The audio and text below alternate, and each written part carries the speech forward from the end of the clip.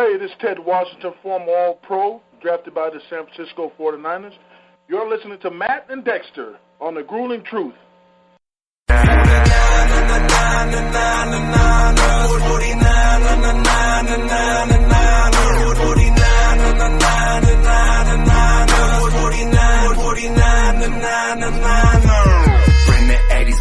Hey, welcome everybody to another edition of the 49er Weekly Show on the Grueling Truth Radio Network, brought to you by Gridiron Mo. Gridiron Mo is a new interactive football app that lets you call what you think an offense or defense will do in a live NFL game and compare against what others around the country are doing. Check it out at gridironmo.com or thegruelingtruth.net. I'm your host, Matt Andruscavage, and I'd like to welcome in my co-host, former 49ers running back and Super Bowl champ, Dexter Carter. Hey, Matt, it's awesome.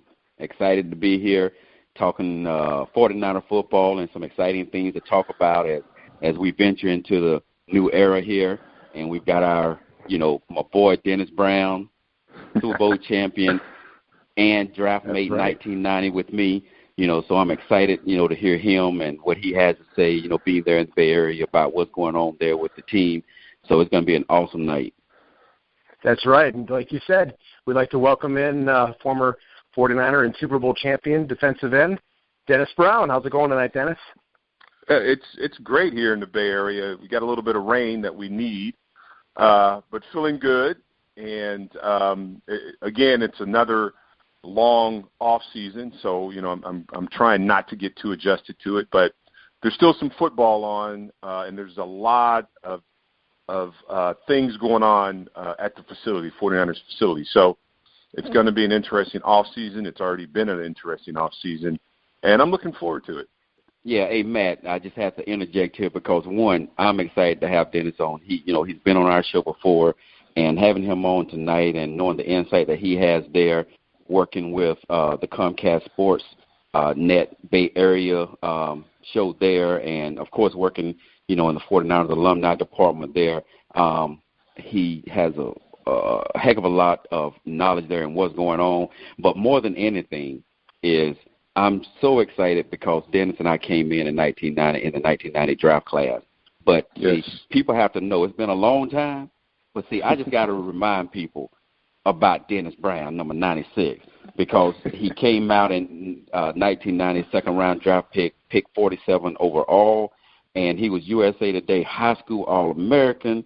He was Huskies Football Defensive Lineman of the Year in 1986 and 87, and All Pac-10 Conference, which now is the Pac-12. He was All-Conference in 87, 88, and 89. He was an Outland Trophy candidate in 87 and 88, and a finalist in 88 and 89. Playboy All-American 88, 89.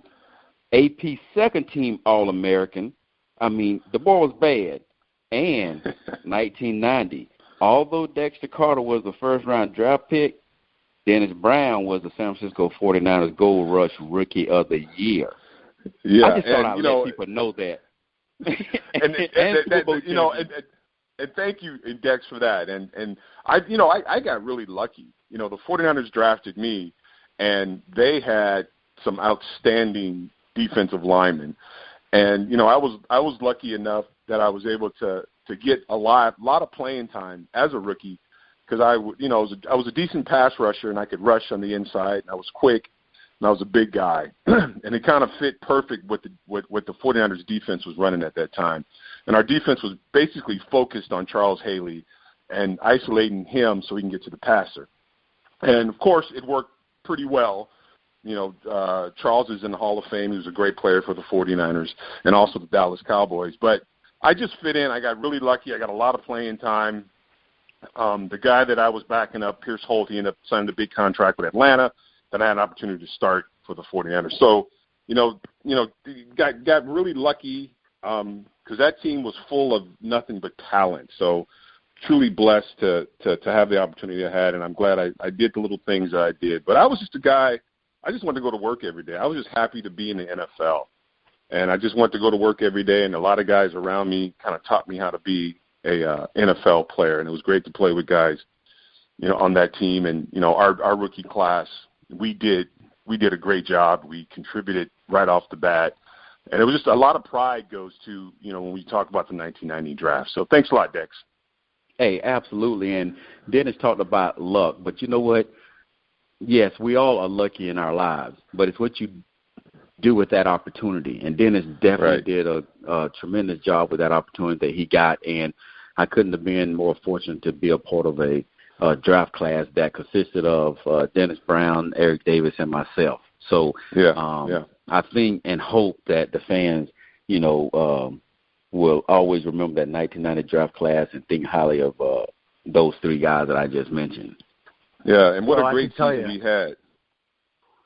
Any 49er fan that got to watch back then knows just how great that 90 class was and everything that you guys brought to the team. So, I mean, and also, Dex, don't ever let anybody tell you about your memory because you rattled off quite a lot of stuff there, so you still got it. I was pretty impressed with that there, Dexter. hey, you know what, man? See, now the last time Dennis was on the show, the memory kind of faulted on me a little bit. But, it may take me a minute for it to come back, so tonight was a good night. Yeah, and that's what happens to us old football players, We'll talk about something, and then sometimes it just comes back around. We'll forget, but then it comes back around. Exactly. Oh, yeah, that's what I wanted to say. Yeah. And I tell you, it's been a while since Dennis was on the show, but it's interesting, though. You know what? It comes back when it chooses to come back. It could be 30 seconds, 30 minutes, or it might be 3 years. A year. But or it may never come back. Well, never come back, yeah. But the great thing about it, though, look at that. Look how great minds think. Did you just see what happened, Matt? Verbatim, we said the same thing. There you go. I mean, but what I was going to say is, it's great that we can laugh and joke about this because there's a seriousness to this, which could be a whole nother topic. But I know I've grown to a point to where I've had to kind of accept things the way that they are, and get the depression out of the way, and so it wouldn't affect me and those around me. But you have to be jovial like we're doing right now. So having a chance to talk with former players and friends like Dennis brings back an excitement and a reflection that actually eases that pain a little bit. Yeah, because we walked in the same shoes. We've gone to battle together. We went through the practices together, and you and I, we've been playing football, at a high level since we were little kids, 10, 11-year-old kids. We've played at that very high level, and we understand kind of what each of us are going through. That's why it's always great. I'm in the alumni department. It's always great every year we have an alumni weekend, and we bring back guys from, the 70s, the 60s, guys who played football. And the conversation's the same. You talk about the great games, you talk about your great teammates, and you talk about, your injuries. And, we sit in the lobby of the hotel, and we're showing scars, and we're talking about, my back. I got the hip coming up here, replacement. We got my knee. But that's part of the brotherhood. That's part of the fraternity that we're in. And a lot of people aren't in it, and a lot of people want to be in it. And we were lucky enough to be in this fraternity, and I think it's something that it's a bond that's going to keep us tight forever. I haven't seen Dexter I saw him at the Hall of Fame, but it was like, we had just seen each other the next day. We just started a conversation because we share that brotherhood, so it's pretty awesome. Yes. Well, that's what's really great about having you both on because I can tell you, as someone who got to watch you guys play, it's just great to hear you guys reminisce and just catch right back up and share all the stories. Yeah, definitely. And there's a whole lot of stories, too. A whole lot of stories. But tonight the story is the Super Bowl 51 and current 49er happenings. So what we got, Matt? Well, there's obviously a lot happening. As the 49er faithful knows, the general manager position has been filled. John Lynch, Hall of Famer, and I believe a Fox broadcaster has accepted the job as general manager. Most likely, it looks like Kyle Shanahan will be accepting the head coach position next week after the Super Bowl is over, and they're already beginning to put some people around him in the front office, and then obviously once Kyle gets on board, he'll be assembling his staff as well. Yeah, and, I'm excited about it. I don't know if you guys were able to hear it, but there was a kind of a radio interview with Lynch. Did you hear that? And it was. Yes, I did.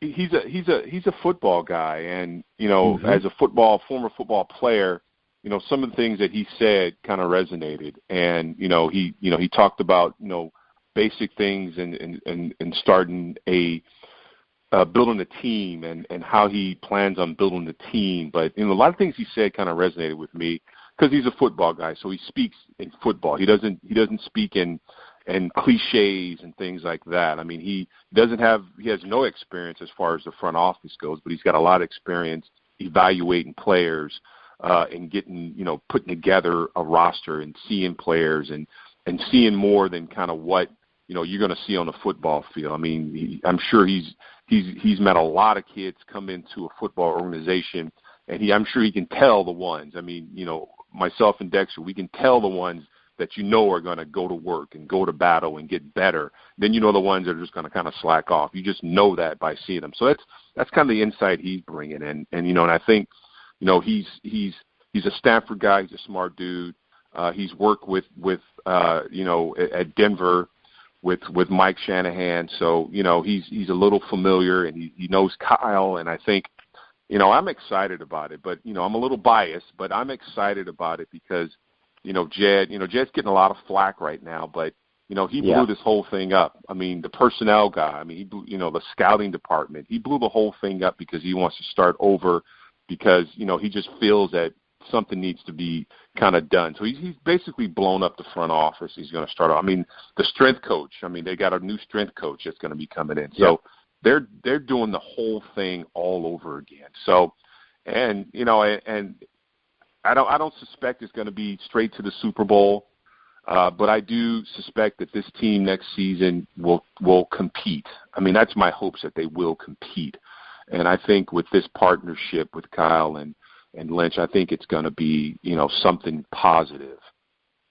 Absolutely. And I think one thing they had to do was blow up the front office. We didn't know if they were going to completely do it, partly do it, or what. But I think he ended up at the end doing it the right way. And he had to bring in a general manager and a head coach that could work together, and a general manager, whether he's had experience as a general manager or not. Everybody's got to do something for the first time. But what Lynch has, in my opinion, is process and a plan. And one, I've always taken pride in, if I don't know, I know where to go to get it, the information that I need. And the plan and process he's going to have in place, being a former player. See, a lot of former players, I took pride in I may not have spoken out all the time, but I was always watching, listening, and learning. When I coach football, I may not have played quarterback, but don't think I wasn't sitting there watching offensive coordinator Mike Hogan and Mike Shanahan. Don't think I wasn't watching Joe Montana, Steve Young, Elvis Gerback, Bill Musgrave, all of Steve Bono. Those guys do what they do. So I may not have played, but I know over the course of implementing the system what a quarterback's supposed to do, how he methodically goes through his progressions, his 3-step, 5, 7-step drop, how it's supposed to be. I can't throw the ball worth anything, but I can sure get you to the point before you throw it, So that's what I believe they've done, bringing in the right people. Now, Matt and I on the show, Kyle was our guy. We marked that out way back, and that was our hope, and our hope has come true. Now, Lynch came out of nowhere to us because part of it was, he was testing the 49ers being interviewed, saying, hey, I don't want anybody to know that I'm interviewing.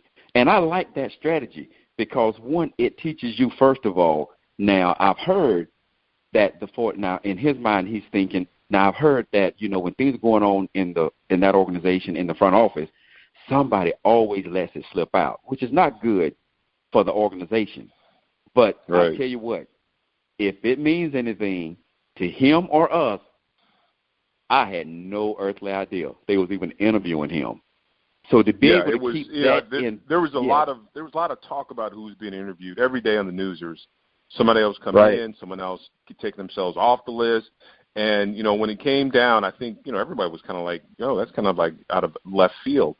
So definitely there was some interviewing going on, and yes, there has been a lot of leaks. Don't know where the leaks have come. I've always thought that it came from the top. I thought Jed was just letting people know what was going on, and so it's interesting that he said he was trying to keep it a secret to see where the leaks would come from, and if that's important, that's important. But I think the most important thing is that they've got somebody in there that I think can go out and evaluate some talent, and that was the big thing last season. It was it just seemed like the talent that was out there just did not develop, and there was a lot of hits. I mean, people gave Trent Baalke a lot of flack about the roster, but he had some hits, and he just had some of these high draft picks that just never really developed. I mean, he hit on Trent Brown. Trent Brown had a great season. I mean, he hit on Zane Beatles. I mean, went into free agency and got him. This guy played the whole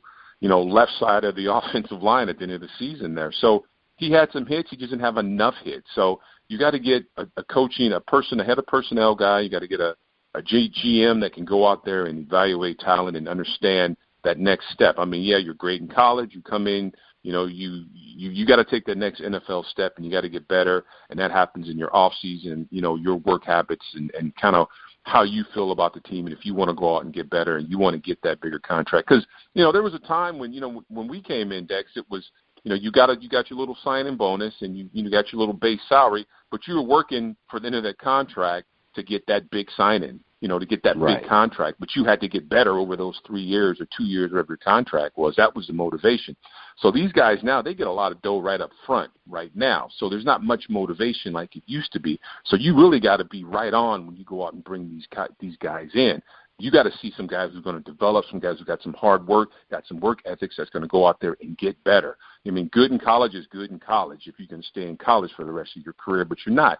Go to the next level, you got to get better every single season. So I think with Lynch, he's going to be able to go out and kind of evaluate talent better with his, he gets his scouting people in there. So, like I said, I'm excited. I was excited last season too. So, who knows what's going to happen? But I think this is going to take, a couple seasons. It's going to take a couple years till, let's face it, Kyle's got a challenge. I mean, he's coming from an offense with Atlanta. It's like a track meet. I mean, you've got an accurate quarterback. You've got fantastic receivers. You've got some skill. You got some guys in some skill positions that can make big plays, at big splashes at any time of the game. The 49ers really don't have that right now. So there's going to be a challenge, and they're going to be on the hot seat right away because you got to go out and you got to find some people, in the draft. They talk about this draft coming up. I don't even know who's in the draft, but you got to find some playmakers, and I think you go out in free agency, and people talk about. I understand that you build your team through a draft, but I think a team like the 49ers, you got to go out and find some free agents out there who can kind of hold you until some of these guys kind of develop that you're going to bring out in the draft. Some guys, some defensive linemen, some linebackers, some secondary guys, or some receivers that can help this team kind of carry this team a little bit with their leadership and also being a vet in the NFL. You got to find some playmakers. And so he's going to have a challenge. It's going to be a challenge all the way around. Yeah, but what I like, Dennis, and Matt, I'm sorry, I apologize, but just to piggyback off of what Dennis was talking about, because it's all about talent. But see, you've got to have somebody, and I feel confident with Lynch, being the player that he was and the smart, intelligent player that he was, and with Kyle coming from where he's coming from. Kyle knows the type of talent he wants to plug into his system. So from a talent evaluation perspective, they know what they want. So I believe I learned this at Florida State the 3 years that I coached running backs there with Jimbo Fisher, and I learned something from him coming from the SEC. Talent evaluator, superb. That's why, he learned everything that he knows from the Bowden group because he coached for Terry Bowden. He played for Terry Bowden and coached for Terry Bowden at Samford, coming right out of college. So And then he worked for Nick Saban. He won the national championship at LSU with Jamarcus Russell. But what he took pride in is talent evaluation. But it doesn't stop there. You got to be able to take that talent, which I believe Lynch and what Kyle would be able to do, and the people they're bringing in would be able to take that talent and develop it, because you can't just rely on it coming in. Oh, we evaluated this. Oh, come on in. No, Dennis pointed at it earlier. No, you've got to be able to develop that talent, and I believe with the people that they put in place, it may. You know what? You never know. Harbaugh came in here and did it quickly. Okay, now it was a mess. It was a mess. Now before with Kyle coming in, but with the free agency, you hit on with a few key spots here and there. The receiver that Atlanta went out and got from Cleveland, and look what he did when he came in, and did it immediately because Kyle knew how to plug him into the system. Same thing New England does. Take no-name players, but that don't mean that they're no talent. They have a lot of talent, and they plug them in. You got to fit in the system, Absolutely. But now Kyle's got to, he's got to get his system. I don't know if we'll see what his game plan is, but we see what he does in Atlanta, but again, he's got some playmakers, and the key to that whole offense, I think, is that accurate quarterback. Matt Ryan. I mean that's the key to the whole thing. You got to, and the quarterback position is super important, and we've learned that. I mean, we've got on the roster right now, we've got 3 quarterbacks that came out the same year, and they're the exact same quarterback. And it's crazy. And the Raiders see now, the quarterback position is very important. You got to find, a franchise quarterback. And if you don't have a franchise quarterback, you're looking for a franchise quarterback. And it's hard unless you build a super crazy, awesome defense. It's hard to play in a National Football League if you can't score points. That's true. And Dennis, you hit me up on Facebook, and you questioned me, and rightfully so, because as Matt knows, I've been an advocate for Clemson's Deshaun Watson. Okay, Deshaun Watson. Yep. Now there's a few good quarterbacks in there now that have risen, and North Carolina's quarterback. I mean, really good quarterbacks. Now, yes, you can draft a quarterback, that you've evaluated and you believe he'll develop into a great one. But I think that the quickest way to get where we need to get without going through those growing pains, unless somebody comes in and does like a Dak did for Dallas this year, but we're going to have some options at quarterback. Looking at the either free agent or through a trade, looking at Kirk Cousins or Jimmy Garoppolo. I mean, I think those are some, valuable options that can make. You said it, Dennis. You got to have somebody at that quarterback leadership position that can lead. And I tell you, that's how you get quicker where you want to go, rather than going through the draft. Although we still need to draft a future quarterback, though.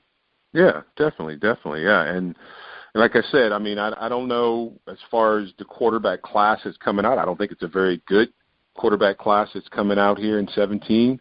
But yeah, you have to find one that you can develop. But you got to find one now, for this 49ers organization that can come in here and be that team leader from day one. And I would find it hard to see Colin here next season. I think he's kind of ran his course with the 49ers.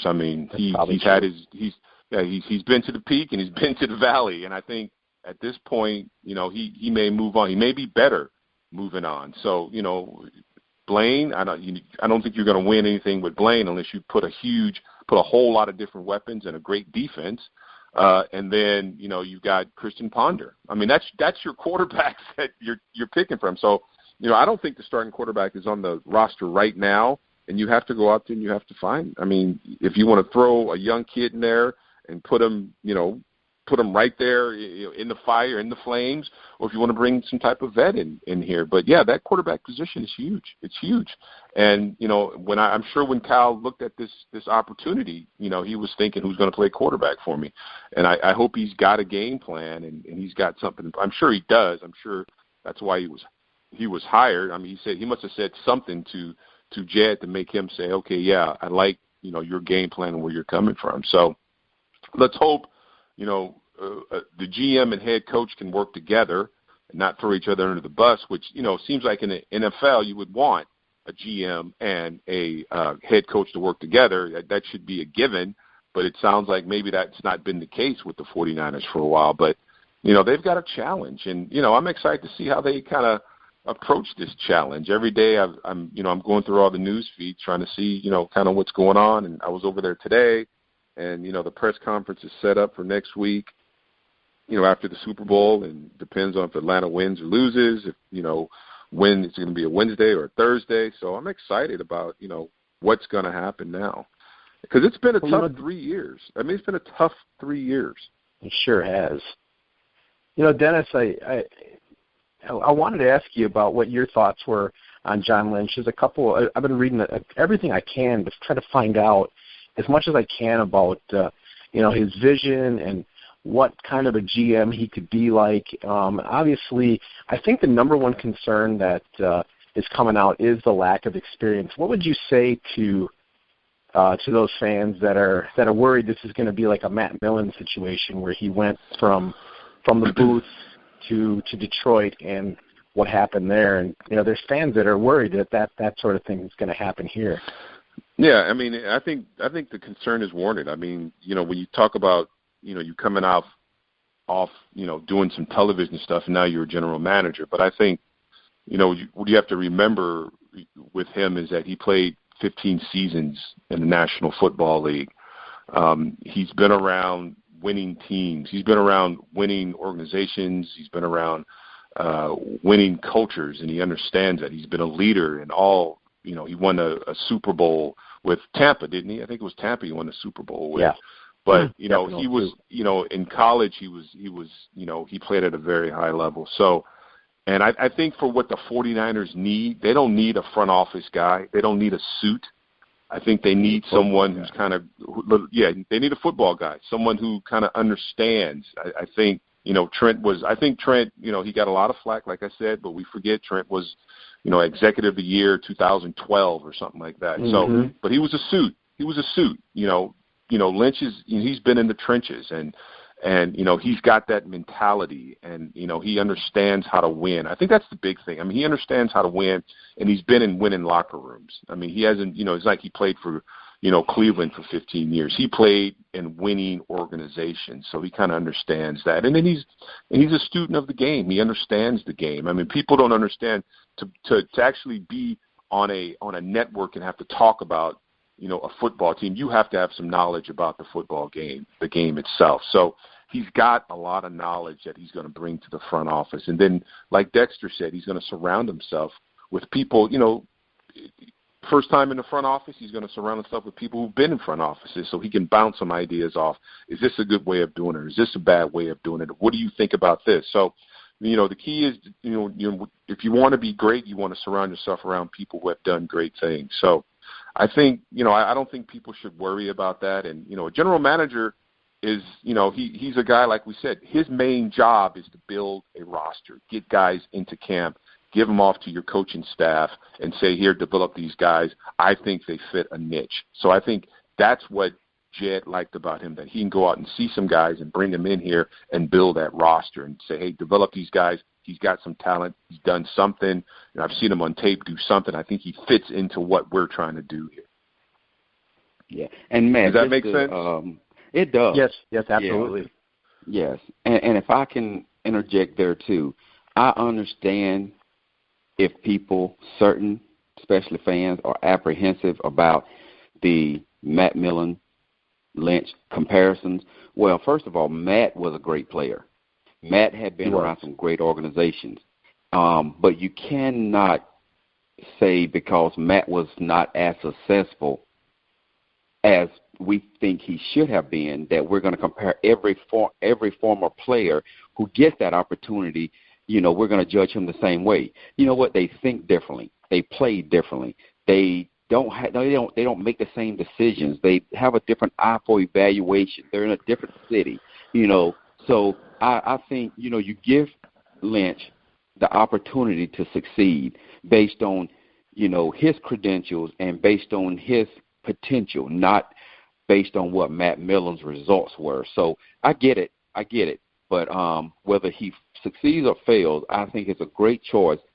Great football mind. Give him the opportunity to take everything that is in his fiber from his collegiate days at Stanford to his experience with the Broncos and with the Tampa Bay Buccaneers and the Arizona Cardinals. Let him, bring all of those experiences to the table right now, because he's definitely got what I think it takes. He just needs to be able to have the opportunity to surround himself with the right people. He's already got himself attached to the right coach, in my opinion, Kyle Shanahan. So I think, let's give him the opportunity, give him a chance, and don't be rushed to judgment. And I think he'll be the guy that we've been waiting for.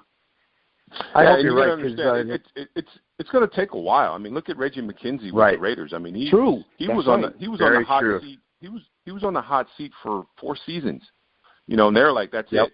And then all of a sudden, you find Derek Carr, and you get an outside pass rush, and you get a running back, and that's all it really takes. But it took him a while. I mean, it took him a while because he did it in a different way. He didn't go out and say, I'm getting, a flashy quarterback or flashy receiver. He went out and he built an offensive line. He started there. Then he started working on the defensive line. And then he brought in a lot of free agents. A lot of free agents that people thought their careers were over. A Justin Tuck. But Justin Tuck helped that defensive line to get to where they are now. He was that veteran. He came in there. He had Super Bowl rings. He had that mentality. He knew about the culture.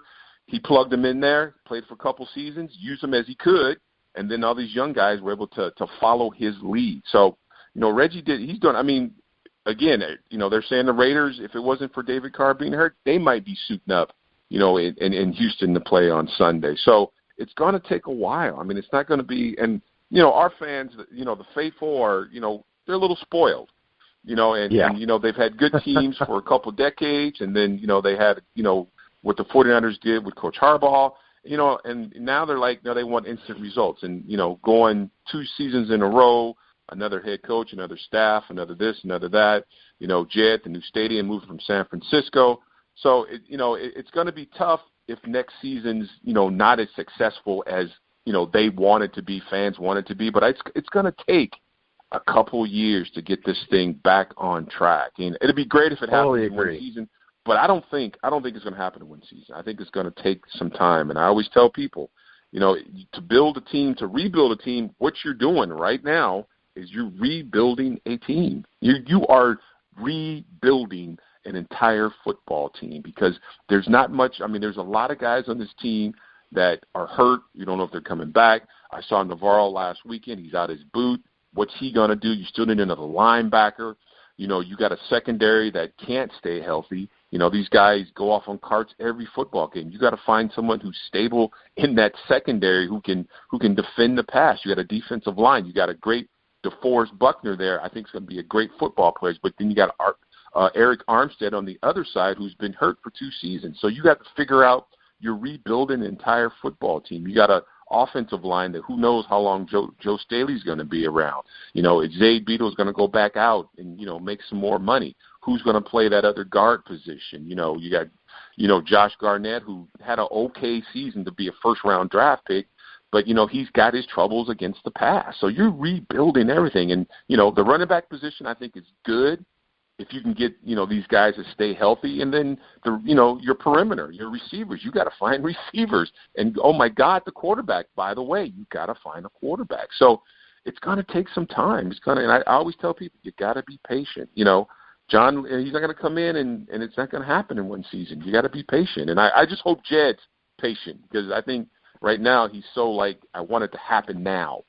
He talked about Chip Kelly. He said there's, when he hired Chip Kelly, he's got a vision. But, after midseason that, Jed was like, forget that vision. We got to get somebody else in here. So he blew the whole thing up. So I just hope, everyone's patient. Absolutely. And the one word I'm telling you is going to be key through this whole thing. And you know what? I've been able to utilize it in my life, whether it's football, non-football. But it's process. See, look at what Atlanta did, or what happened to Atlanta last year. Look how their season turned out. look at how Cal Shanahan's success last year compared to this year. Then all of a sudden they come this year because there's a process in place. And you got to have, I say luck, but luck is about, once again, evaluating talent. They had 4 rookies starting on defense. One of them wasn't even drafted. Well, I think that's an NFL record. Yeah, they had 4 rookies on defense, and they had a safety that probably could have went to the Pro Bowl. He had an unbelievable season to be a rookie out there, running that defense. I mean, and again, that's bringing in guys that fit into your system, and you know what they can do for you, and you know what they can bring to your defense, and you put them in a position to do exactly that. To succeed. That's right. Yeah. Well, I'm pretty optimistic from what I'm hearing about the guys that are going to be put around John Lynch. They got Adam Peters to be the vice president of player operations. He spent 8 years in Denver's scouting department, was Denver's director of college scouting. And Matt Mayoko said this guy is being said to be lucky. The Niners are going to be lucky to be able to hold on to him for 2 years. He's that good. He could end up and that's getting what a you general want, manager position elsewhere. Exactly. Yeah, this is the kind of person that we want. Who's inspiring to be a general manager. So, he knows, he's got a goal. I want to be a general manager. How do I become general manager? That I kick butt in this personnel position and get some guys and build football teams. And I'm happy that they went out there to organizations, winning organizations. I was talking to, Seattle, the Patriots, the Steelers, guys who work in that organization who understand how to build, like Dexter said, get a process going where guys, you just plug guys in. Boom. Damn. Great player. Who is that guy? I don't know, but he's a great player. But where's he been? Who knows? But he's a great player. So then that's the key to it, having that process, having that system, and making it, there's a lot of systems out there, but you got to be a successful system. And I'm glad that, they went out and looked in those winning organizations and not just look for someone looking for a gig. Absolutely. And then as you mentioned something earlier, you said about patience. When process is implemented correctly, early on things may not go well, and it may look bad and it may hurt, but you're creating a foundation. And a lot of people may win early on, but they get away from the process to win. But they fail later on because they don't have that foundational process in place. So you know what? Just like McKenzie at the Raiders, he had a plan. You know what? Suffer early on. You got to have somebody who is owner, whoever's making the decisions. They have to be patient and trust in the process, because if it's implemented correctly within that 2 to 3 year time frame, it's kind of like. And I'm going to use high school or college as an example.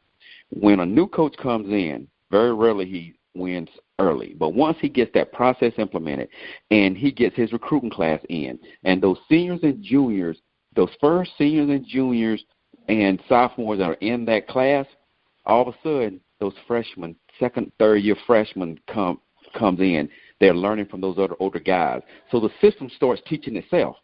And the coaches can stop yelling so much. They can start being more relaxed, putting together the game plan, because the team runs itself. The system runs itself. That's what Seattle does. That's what Atlanta's head coach brought with him from Seattle. Now that system's running itself.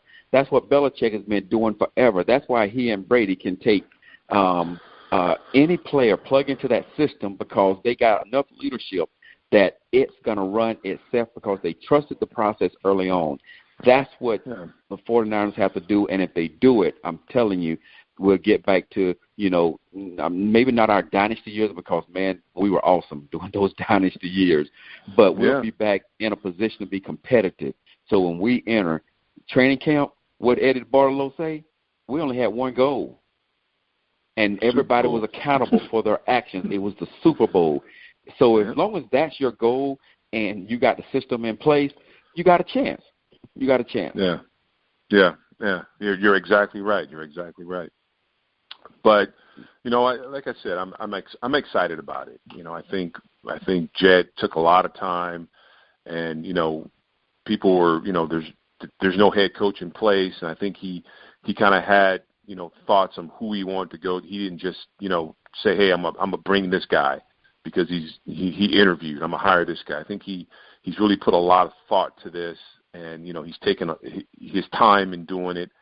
And I think that he's picked, two of the best that can work together. And I keep saying it just seems kind of weird that, that's not a given that the general manager and head coach are on the same page. It seems like that would be the thing you would want, but it seems like he's really kind of focused on that. So I'm happy. I mean, of course, over at the facility, like I said, I was over there today having lunch. Everyone's just kind of it's good energy, but it's still kind of like this is the third year now we're going through it again. But everyone seems to be very excited. There's a new, different type of energy. This season was such a letdown. It was almost unbearable. And I cover these guys. I do 2 shows during the week on them, and I do pregame and postgame on them. And it just so frustrating. And it just kind of drained the whole atmosphere. You talk about culture. I mean, the whole culture of the 49ers last season was just drained because of the season. So, there's a new energy now, but it's nervous energy because, yes, the place has been completely revamped. I mean, when you talk about your strength coach who's been there for who knows how many years, and now he's going to be gone. I mean, it lets you know that, there's something in place that, the owner has said, listen, I'm going to do something totally different. I'm going to blow this whole thing up and start all over again. So, but it's a good energy. It felt like a real good energy today. Do you feel pretty good about I know one of the guys that they wanted to keep on was Tom Gamble, the assistant general manager, and like you said, I feel really good about what I'm hearing about Kyle Shanahan and John Lynch's relationship. It seems like this should be far different than what we've watched over the last few years. When Matt, the GM won't even talk to the coach. Yeah, that seems crazy to me. But I think when after the Super Bowl, when this whole thing, when he's there, he's sitting in the building. There's going to be a whole lot more. I mean, we haven't even talked about the coaching staff. What's going to happen there, and that's going to be the key. Who's going to be his coordinator? Is he going to call the plays? Who's going to be his defensive guy? And I hope guys like Tom Rathman are still going to be around. But he could bring in. I heard he is. Yeah, well, that's I hope, because Tom's. I hope so. He's part of that foundation of that organization, and he's a fantastic coach. He's not like a Joe Bag of Donuts coach. He is a fantastic coach. He gets those guys motivated, and I think those running backs, they had some ball control issues, some security issues this season, but that was a group that played really well. They had guys, those third teamers, they brought guys in like Drone, those guys, and Harris, they played really well. So I think Tom's a fantastic coach. I hope he's still around. But, Kyle could bring in, everybody. He could say, this is my scouting team. This is what I want in place. So there's going to be some more changes still after the Super Bowl is all over. So, get your show ready. You should start having some people calling in, because there's going to be a lot of changes. I was talking to Keenan today. Keenan was like, it hasn't ended. I mean, this is the beginning. This is the beginning. When the head coach sits at his desk and he sees what he wants to do, there's going to be a whole lot of new faces at 4949. So it's going to be interesting. And, going up until OT, what do they call them? OT what? What do they call them? OTAs. OTAs. We used to call them mini camps or something, but exactly. up until then, it's going to be a lot of changes at that facility. Yeah. Now OTAs, off-season training. What in the heck does the A mean? That's a great question. I used to know that. Activities. Activities. That's it. Boy, yep. I tell you. Off-season training activities. There used to be just mini camp. Go to mini camp. Exactly. People don't understand. After you get drafted, you come in for your press conference, and then I remember it was like 2 weeks later, Dex, we were living in the Marriott and we were working out every day. Remember that? It was like the whole summer. OTAs, what? And we were working out every single day, and we had no contract. Hey, and you better be out there. You had to be. It wasn't even a choice. You had to be in the Marriott. You had to get on that bus every morning and go around the corner and work out with Jerry Attaway. Absolutely, absolutely. Hey, and something before we get off the how that locker room, that coaching staff is going to look. The one thing that's been consistent over the last 2 or 3 staffs has been Tom Rathman. So everything you said about Tom, whom we played with, I tore my ACL blocking for Tom Rathman. But but you're right. He is a consistency there that it wouldn't shock me that he keeps Tom. The only thing to me that Kyle could do better, or I would accept if he didn't keep Tom Rathman, is if he brought in Dexter Carter to run those backs. Now, there you go. Put your name out there. If he did that, I tell you, he wouldn't regret it. He wouldn't regret it, and it'll be a great move for him. That's probably the only thing I would be okay with, Tom Rathman not being there. And Tom's my boy. Tom's my boy. Yeah. But, and you're talking about you were talking about the process, and so and that's exactly what I mean. Tom was part of that process, and Tom was there, and Roger was there, Dexter was there, and we had guys like Amp Lee who came in there, and Ricky Waters, and they all fell into that process, and it was the same result. I mean, and just the little things I can remember was, when I first got to the 49ers, it used to blow my mind that when Roger Craig got a ball in practice, he would run, 100 yards at full speed, and then he would run back to the huddle full speed. And I was like, what the heck? And we're in shorts. But guess what? When Dexter got the ball, Dexter ran 100 yards full speed, Sure did. That was part of the process. That was, okay, this is what you do to get to this point, which is a Super Bowl or championship. This is the process. And if I want to be in this turnkey I got to get into the system. And I just noticed little things like that. That was, when you talk about an organization, a culture, a winning culture, or, a winning team or winning locker room, that's, what Dexter was kind of hitting on with the process. I mean, you come in there and you understand how this whole thing works. And that was the one thing that really, when I remember, coming to that team when it was a whole team practice, was those running backs and receivers, when they caught the ball, no matter where it was, they ran all the way to the end zone. Sure did. Ain't that the truth? Well, I really feel I know some people that are definitely concerned, and that's why I wanted to ask. I'm not really one of those people. I mean, I'm hopeful. I feel very much like you, Dennis. I understand that this is going to be a process. This is going to take some time. I get accused by some people, some of my friends, that I'm too patient, because I was hopeful last year, and I was hopeful during the Jim Tomsula year. But I really believe that there is a much better chance of success for this than the last couple of years, because for one, we're going to have a coach and a GM that are actually going to work together. And it really, at this point, it really looks like they're getting some good people that are going to be able to help John Lynch. And like you said, who knows the kind of plan that Kyle Shanahan has. This is truly just the beginning. We don't know. There's so much that's going to happen between now and OTA. Oh, it's going to be huge changes at that building. Huge. I mean, this is just the beginning. In about 2 months from now, we're going to be like, whoa. Wow, they might, bring in a new chef. I don't know. I mean, it's going to be a whole lot of new faces there, and it's, it's going to change the culture a little bit. But yeah, you got to be patient. You got to trust. But this is football, so we'll know real fast.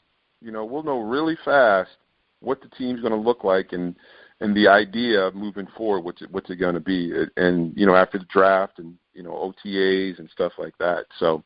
It's going to happen fast, but there's going to be a whole lot of changes. But you got to be patient with it. And I just hope Jed's going to be patient, not be another one and done thing if it doesn't, come out the way you want it to. Exactly. What do you guys think of Kyle Shanahan's chances of putting together the kind of a game plan this Sunday that can defeat a guy like Bill Belichick and Tom Brady. Well, it's going to be a chess match because, Belichick's going to figure out that offense. He's going to figure out how to slow it down. And, the key to that offense, like I said, is that quarterback. So he's going to figure out something to get some hits on Matt Ryan. He's going to get him off his spot. He's going to figure it out. And he knows without that, you can't have those big splash plays. And he's going to figure out a way to cover those receivers and slow down that track meet. And, I watch him, and it's almost boring to watch the Patriots play because, it's all coaching. It really is all coaching. I mean, the players are on the field making the plays, but, you look at how they can shut down a team or how they can just make a team one-dimensional. It's pretty amazing. And I don't know nothing about coaching, but somehow he figures out a way to figure out what you do best and to eliminate that. And he's done it for, 16 seasons now. He's figured out a way to do it. I don't know how he does it. I don't understand what coaching's about or how you coach a team, but he knows how to figure out what you do best and stop you from doing that. Yeah, I totally agree with you. And, you're talking about a head coach that's taken the Patriots to 7 Super Bowls, won 5, I believe. That's not including the Super Bowls he's been to with the Giants. And I can't remember who else he's been with and won. This is what I see. If you can remember back a couple of years ago, whenever it was that Seattle lost the Super Bowl to New England where Butler intercepted the ball. 2 years ago. Look back at that play and how easily if the receiver for Seattle would have ran that slant route extremely hard and beat Butler to it, he'd have had the ball. This is what I see. You're looking at a great group of receivers for Atlanta. Not just Julio. You got Julio now, but you got a great group of supporting cast receivers. Then you got a great group of receivers for New England. But those DBs for both teams are excellent. I'm telling you, I love always talking to my receivers about, hey, we're going to throw that 50-50 ball. Just like Bill Walsh came in and he changed what people thought about running on first down.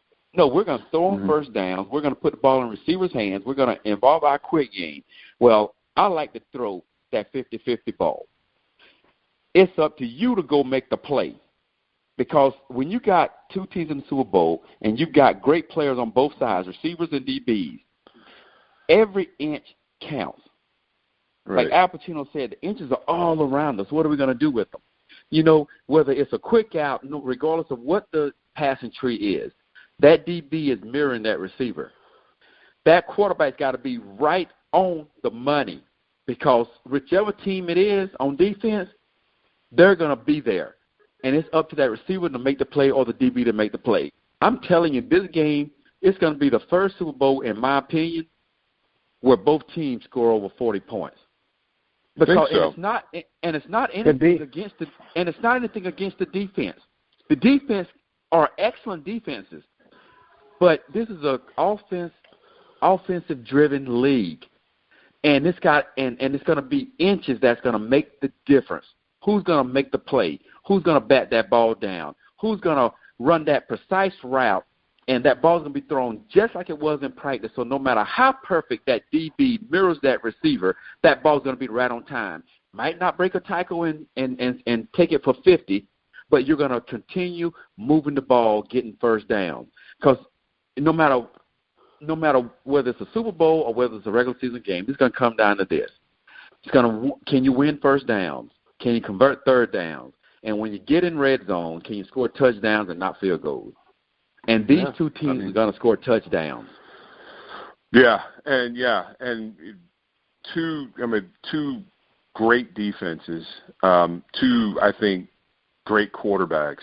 So, it could be a shootout. I think it's going to be more in the coaching. I mean, who's going to – I think the advantage goes to Belichick. I think he understands how to slow a team down or take away their best plays or their best opportunities. So I don't see it, over 40. I think it's going to be a close game because of the defense, But I think it's going to be more of a coach's game. It's going to be chess. It's going to be back and forth. It's going to be how you make the adjustments, and it's going to be if you can slow down that Atlanta offense, because those guys, it's like a track meet. I mean, I watch Atlanta play, and I'm like, sure wow.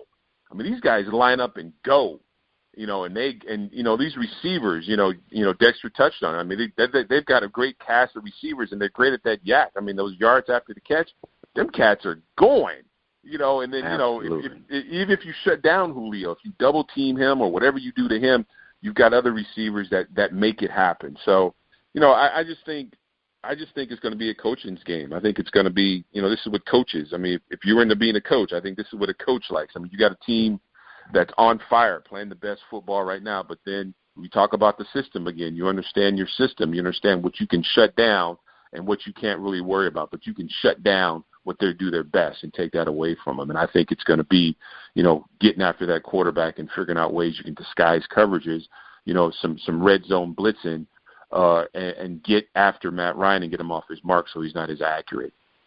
So I don't see it at 40 days. I see it a close game. But, and you know what? And I see it your way too. But for this game, I just don't think these two high-powered offenses are going to just not score, because once again, it's an offensive-driven league, and it doesn't mean that the defense is terrible. Right. I just think for this game, you've got two offenses that you look at the Rams back when it was the greatest show on turf. You look at the Falcons now. I just saw Dick Vermeil say this week that comparing Atlanta's offense to the greatest show on turf when he was the head coach for the Rams, and he gave the nod to Atlanta. That's saying a lot. I saw him say it. So what? And if you look at the national championship, I know this has nothing to do with the Super Bowl, but I think this is a year for this type of situation to happen. Who would have thought, even though it was back-to-back years playing the national championship, Clemson against Alabama, but the way Clemson won that game is the way I think it's going to be Atlanta over New England. Although, man, it's hard for me to doubt Belichick and Brady. It's a tough game to call. It is. It's a tough one to call. But I'm telling you, it's going to be that type of fight, and it's going to come down to the end, in my opinion. And I think Atlanta is going to pull it out. I'm going to go with Patriots. They'll have their chances. Dennis, did you say you went with the Patriots? Yeah, I'm gonna go with the Patriots. I appreciate the Atlanta Falcons and what they're doing right now, but I just think it's going to be a coach's battle. I think it's going to come down to some decision making within the football game that's going to turn it to the Patriots. Yeah, just my opinion. It's really hard to bet against Belichick. I think Atlanta's going to have chances. Dan Quinn's a fantastic coach, and they got those two running backs who are just really, really good. But I mean, Belichick finds ways to stop Antonio Brown. And I mean, he figures out how to stop what you can do the best. Now, Dan Quinn used to be a 49er coach. Yes, he did. Defensive line, yeah. Yep. That's right. He was a defensive line coach. Yep. I know this. I saw this. Yes, under Mariucci. Yep. He really has turned into a good coach. He really has. Yeah. Yeah. Well, then he got with another good system organization with the Seahawks, and he's moved that to Atlanta. I'm just so impressed with the way Atlanta plays offense. I mean, that's what gets me excited about Kyle when they said he was running at first and now being hired. I just like the way they play, and I know the 49ers don't have that those players, but I'm just excited about what he can bring to the table if he's going to keep that same mentality. I mean, the one thing that I really liked about Coach Kelly was that it was like an up tempo, but it never really happened. But I'm excited about that energy. It seems like it's been so long since the 49ers have had a team that offense and defense that get on the field and just command it, just like set the tone, like, boom, here's what we're doing. Catch us if you can. I like that attitude where you just get after people and you set the tone. You make a defense or an offense kind of on their toes, like, what's next? We're going to wait for it and we're going to try to stop it. And I like the offense or defense that goes and just goes, boom, you try to stop it, here we come type of thing. So, I get excited when I watch Atlanta. I know they're in our conference, but I get excited watching them. Yeah, and I'm going to tell you what Cal's vision for the 49ers is that they just don't have. Right now what he has with Atlanta, one, you got Julio Jones over here, who is a bona fide top receiver in the league. Okay, How do you stop him? I'm interested to see what Butler can do with him and whether they'll go one-on-one with him. I just don't see them not bringing a safety over the top. Now, let's say they bring that safety over the top. What the 49ers don't have and what Atlanta can do is they've got other top receivers.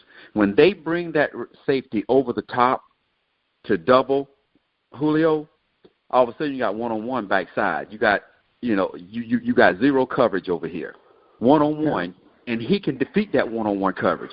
All of a sudden, I'm interested to see what Belichick's going to do. Is he going to go cover two? Because if he goes cover two, because he's got to let those safeties hang, because he's got to defend these receivers on the outside, the X and the Z, because one safety can't cover all across that field trying to cover the X and the Z. So they're going to have to go cover two. If they do that, Coleman and Freeman is going to eat that defense up because they can't put everybody in the box. That's right. That's what I think New England's challenge is. It ain't about whether Belichick can't devise a system to compete with it, but can those numbers in the middle stop Coleman and Freeman, who are almost identical? And if they break, they're gone. That's what Cal envisions for the 49ers. We don't have that talent right now. I'm not saying Hyde can't be one of those guys at running back, but receivers, we don't have it. But that's his goal to get.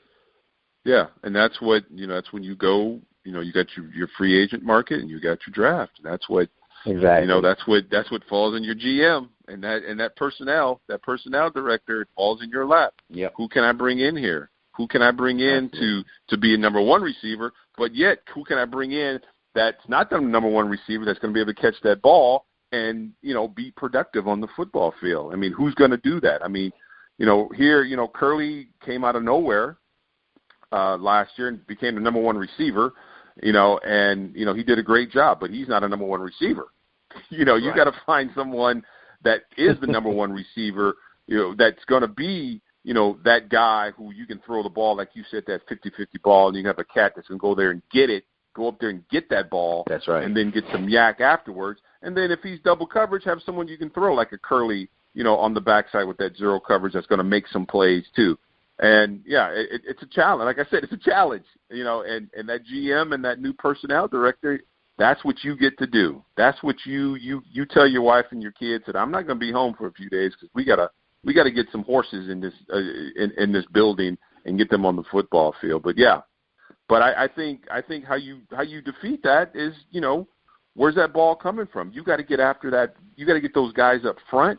You got to figure out what you're going to do scheme-wise, and you got to get after that quarterback. You got to get some hits on that quarterback. So, when he gets that read, he can't sit in the pocket or climb the pocket and make that accurate throw. You got to pop him in the head a few times. That's a defensive lineman in me talking, but you got to. Hey, I hear it a couple of times. And I think they'll get something together where they're going to get something where they're going to be. Look at the Super Bowl last year. Von Miller. Guess what? You coming around the corner. I don't care who you throwing the ball to. If you can't throw the ball, don't worry about it. It's a done deal. So that's true. I've just seen too many Patriot games where I sit there and go, oh my God, this is boring. We wait for Antonio Brown to break a big one, you don't even see him. That type of thing. Well, I can promise you this, Dennis. This one won't be boring. All right, this game would not be boring. And it should be a good game. Yes. It should be. And guys, it's going to be a good game. Yeah, you know one thing guys were getting with Kyle Shanahan, and being a former player, Dennis, you can probably relate to this, is and it may not show until year 2, but what do you think these guys at Atlanta on that offense think of Kyle Shanahan? You think they think highly of him? I think they do, yeah. Now, watch what happens now. Watch what happens when they become free agents now. Don't think some of them coming this way. I'm telling you, don't think it don't make a difference. Boy, that'd be nice. Yeah, I mean, I can, and that's one of the advantages when you go to these winning organizations and you bring someone over from an organization like this, because when guys become free agents, they start saying, hey, I want to go back to this. I remember being in that offense, and I was a superstar type of thing. So, yeah, there's definitely advantage in that. And, great point. And people always say that, this is not a desirable place to come anymore because of the property taxes. And then, of course, the team, they're not playing very well. But I still think this is why wouldn't you want to come to California and play for an organization like the 49ers? I don't, people keep saying this is not a desirable place to come for free agents, or, if you're going to go out and, try to bring someone in. People don't want to come to California and the 49ers. I'm like, why wouldn't you? This is California. I completely agree San with Francisco you. 49ers. Why wouldn't someone want to come here? You got a new facility. It's California. Yeah. You got a brand new stadium you play in. Yeah. So who wouldn't want that?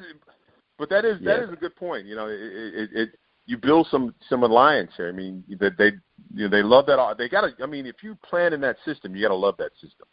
Absolutely. And even if you're a defensive guy, I mean, you're thinking, shoot, if it makes my job a whole lot easier, and it was great when I was playing. You guys would score 30, 40 points a game. That makes my job a whole lot easier as a defensive lineman. Hey, offenses don't score 40 points in a freaking game. An offense is going to be on the field 10 minutes. That's great. As a defensive player, you like that. Yeah. So, good point, Dexter. Yeah, winning makes a place desirable. The Bay Area is as desirable now as it was when we won the 94 Super Bowl and we brought in, as a free agent, Deion Sanders, Ricky Jackson, Richard Dent. Who else we brought in? Oh my goodness, Gary Plummer, Charles Mann. I mean, Charles Mann, Toy Cook. Cook. Yeah. So it's as desirable, if not more, as it was then. But winning fixes all that, or somebody who believes in the vision that someone has. And we've got 2 people in place now that has the vision in place, and they're going to implement their system, their process, and I'm telling you, people are going to want to come. And Atlanta's going to win the Super Bowl, and you're going to have some Super Bowl champions coming either this year or next year to be with Kyle Shanahan to help that offense come back to where it's supposed to be. That is the goal. That is the goal. And I kind of want Atlanta not to win the Super Bowl so Kyle can get here and do this press conference and answer some questions. But I'm kind of feeling that way too. I don't know if that's gonna. I mean, if that doesn't happen, the press conference may not be until the following week. But I would love him to be here on Thursday. I cannot wait for that press conference. That's true, but I'd rather have a press conference with the winning offensive coordinator of the Super Bowl than having the press conference a week earlier of the losing offensive coordinator of the Super Bowl. Yeah, you're right. But I want him here, and I want him to say what the vision's going to be, what's the coaching staff, because I got to cover these guys, man. Hey, Matt, I'm figuring out Dennis. Yeah. I'm figuring out Dennis. Dennis wants that press conference like he wants his Starbucks. Yeah, right now. I want it. I want it now. He wants 4 of them today. Yeah, we want to know so we can sit in front of a camera and talk about it back and forth and figure this out. Now we're on shows now still talking about last season, and that's not a good show at all. No, we want to be going on to 2017. Exactly. It's going to be worth the wait. Just a week. Yeah. Just a week. Yeah. But like Keena said, it's going to be a lot of new faces. He said that there's going to be a lot of new faces here, and he's very optimistic. He says it's a positive vibe. Like I said, it's nervous, but it's a positive vibe because it is a new beginning. It's a new rebuild. It's not a reboot. It's not we got someone from inside here. We're going to carry this on. It's a whole new deal. It's a whole new deal. It's going to be a whole new deal around there. So I tell the fans, be patient. Jed wants to win. He's not happy. And it's not good when your owner's not happy. It is not good. So, he wants to be successful, and, he's got that in him. That's what he knows is being successful. And I think he's shown us all that, I'm going to do it all over again and start all over again. And hopefully, he took his time. I was so happy he took his time. He didn't take the first Totally coach. Agree. Yeah, just take we the talked time. About that. People were writing them like, what's taking so long? The 49ers only team that doesn't have a head coach in place. He took his time, and I think he got the right guy. Yes, we at this point, I know myself, we like where he's at right now, what he's done. So we're optimistic, and I'm even more optimistic and excited and happy, Dennis, that you were on the show tonight to help make it a success, as we talk about the Super Bowl 51 and about, the state of the 49ers right now, man. I appreciate you being on the show, man. Not a problem, man. Same here. Hey, thank you, man. Love you, boy. For you, brother. Anything for you. And you too, Matthew. I appreciate that. I mean, I feel like we go back at least a little bit ways. Not as far back as you guys. We go way back to Ensenada, Mexico. That's right. Good times, fun times. Which, you know what you should do is, you should book a cruise and then say, invite all your guests and you can do shows on the boat, huh? Now that would be great stuff. Huh? How about that? And we can play some cyclone mini golf up on the top of the ship, right? Dexter don't know about no cyclone mini golf. He don't know about that. Hey, man, I just know about real golf, big dog. I just know about real golf. Oh, this golf will knock you over because that wind was literally crazy. What? Hey, hey, another day you guys got to share with me more about that story. But before, that was funny. Yeah. But before we get off the show, I'm not going into it, but I will say here live, Dennis, prior to the show on our pregame, I want to thank you for being so supportive in my exposing to you just my exciting new future that I have that we'll expound on another time. Yes, sir. But the optimism is surely there in my personal life. I'm happy for you, my brother. I'm happy for you. Like I said, all the best, and I will pray for you. Thank you so much, man. All right. If there's one thing I know, it's Dennis will offer his support, and when he says he'll pray for you, it means he's thinking about you. I'll be there, and man. The other thing is Dexter's happy. And that's all that really counts. You're happy, that's all that really and you counts. feel good in your own skin, brother. That's all you need to have. That's what I'm talking about, man. Hey, much love to you, bro.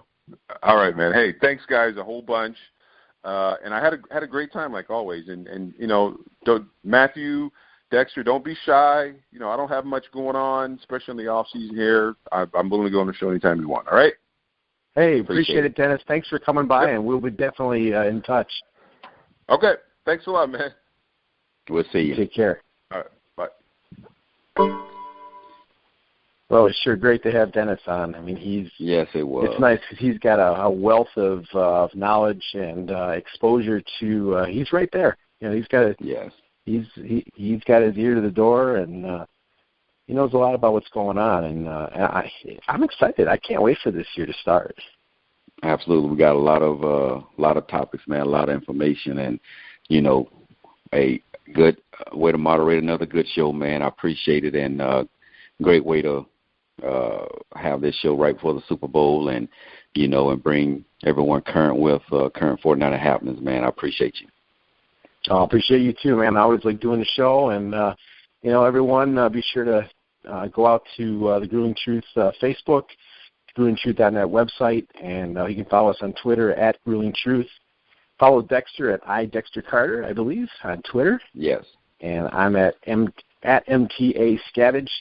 And we're going to be doing as much off-season stuff as we can, getting ready for the new coach, and we got free agency, draft, and OTAs and stuff. So we'll be we'll be doing more stuff with people like Dennis and getting as much 49er coverage as possible. We appreciate you listening. And so for Dexter Carter, Dennis Brown, I'm Matt Andruscavage. You've been listening to the 49er Weekly Show on The Grueling Truth, where the legends speak.